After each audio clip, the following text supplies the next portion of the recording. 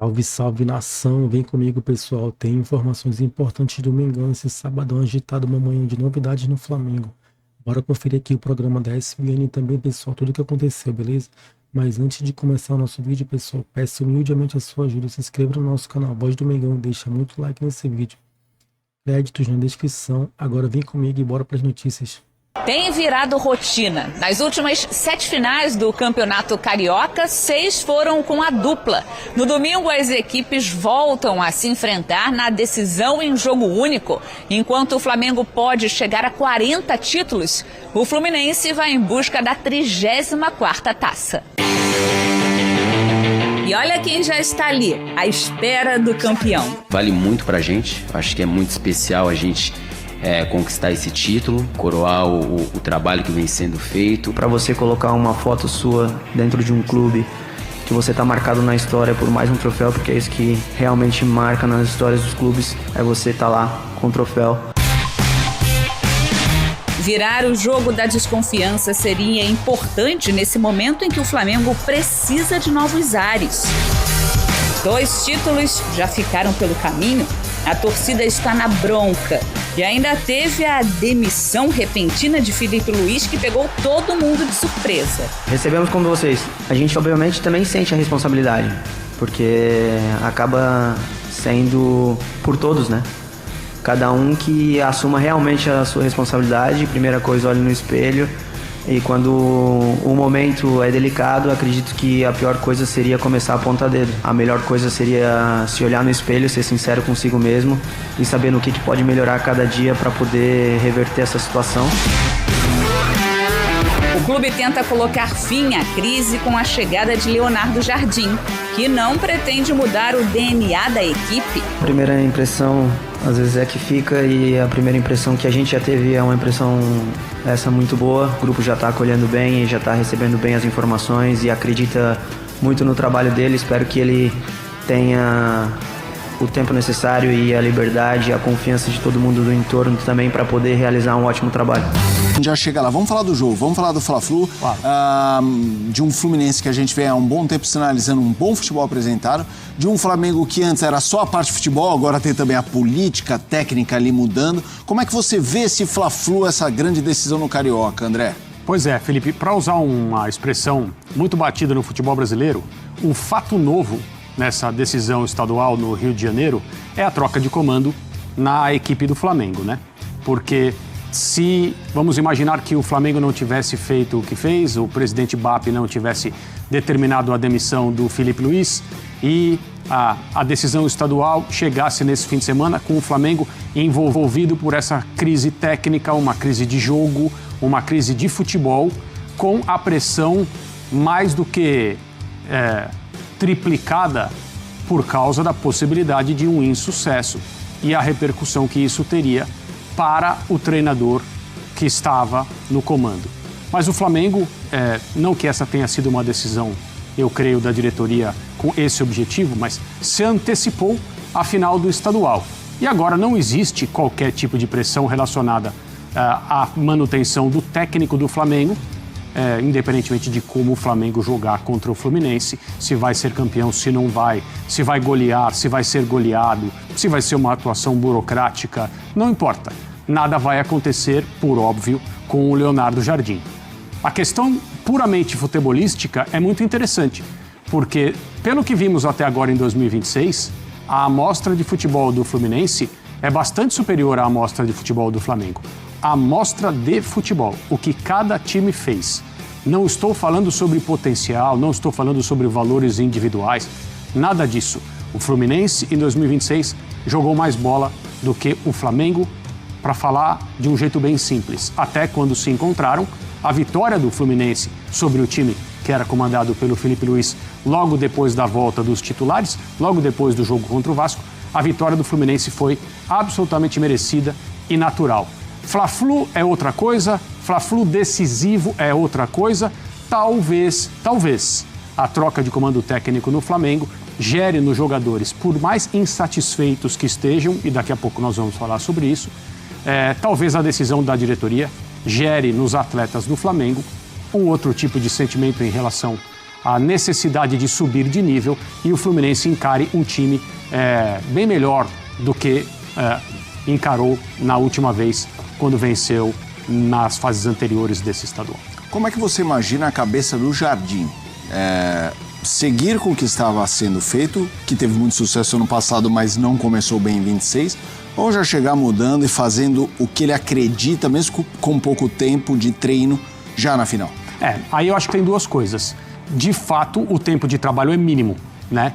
Então, se por acaso o Flamengo fizer uma tremenda atuação contra o Fluminense, acho que o Leonardo Jardim, obviamente, terá poucos méritos. Se fizer uma atuação horrível, ele terá poucas responsabilidades. Eu acho que, independentemente do que acontecer, a conta boa ou ruim deverá ser entregue ao elenco de jogadores.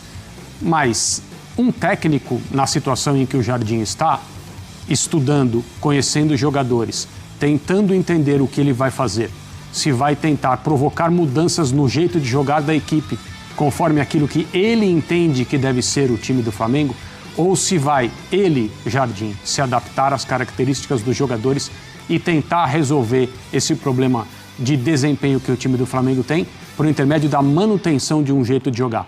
Ninguém sabe o que ele vai fazer. Eu acho que com ele, no médio para longo prazo, se é que a gente pode usar essa ideia, o Flamengo vai ser um time bem diferente do que era com o Felipe Luiz. Mas neste fim de semana, eu creio que não vai dar tempo de ver tantas alterações. Alguma coisa na escolha de jogadores e nas características de jogo, talvez, mas uma grande mudança, eu acho que não. Vamos ouvir Jorginho, personagem muito importante do Flamengo, jogador. A gente, na verdade, já apresentou o que ele disse e daqui a pouco vou apresentar a situação do Boto, a informação do Pedro Ivo Almeida, que, aliás, todo dia trazendo todo o bastidor do que foi dito e, ao mesmo tempo, do que foi desviado. A própria história do Boto com o Mbappé e com o Felipe Luiz, o Pedro trouxe detalhes. Já vou chegar no Boto, mas o Jorginho, de que ficou surpreso. Sim, essa é uma hora muito interessante, porque quando os holofotes estão lá, os personagens do futebol podem ter algum receio sobre como se manifestar. E o Jorginho não apresentou receio nenhum, ele foi muito claro nas suas palavras. Como é que você aborda esse tema, André? É claro que, de uma maneira natural, cada jogador fala por si, né? Quando se declara assim publicamente, está falando da sua opinião.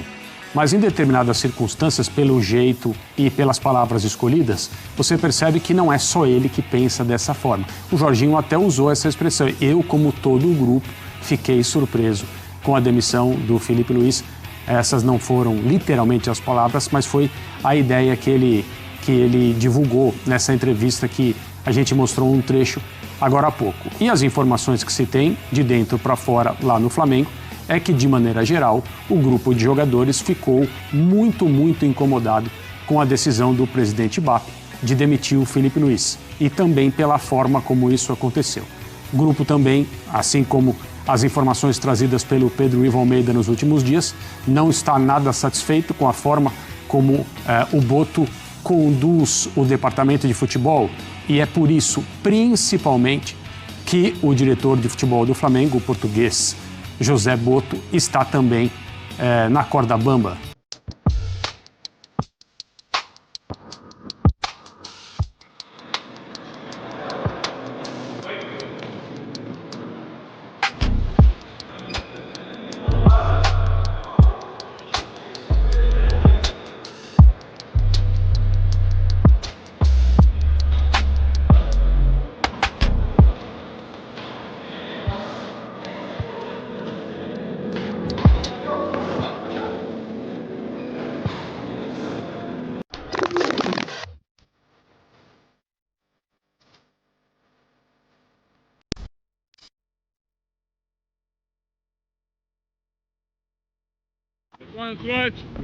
Afasta a lateral.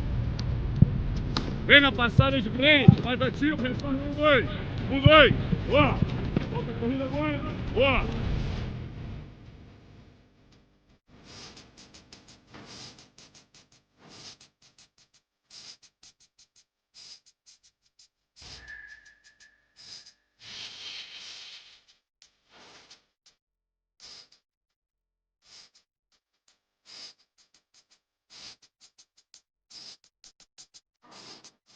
6,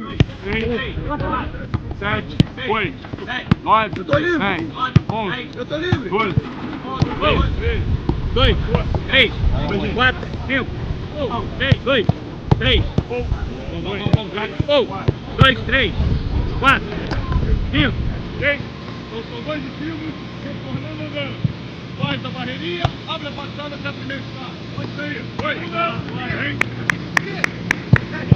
Boa. Ei, vamos. Boa. Ei, volta agora. Ei, boa.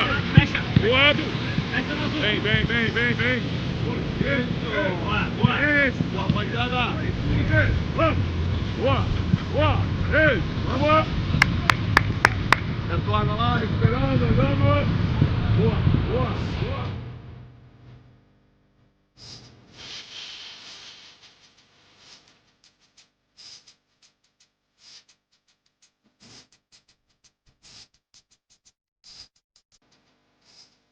Vira! Equilíbrio! Vambora! Pra trás! Boa, Royal! Ok!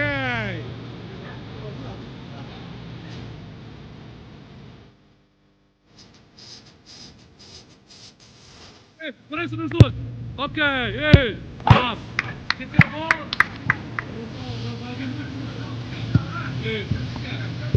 Ok! Fica por dentro agora! Isso! Vamos aqui! Isso! Bola! Agora não levou o passo. Vai!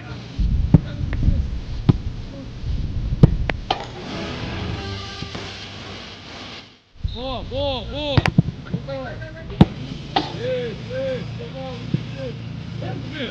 Ok! Isso! Agora tem zona! Volta! Ok! Valeu!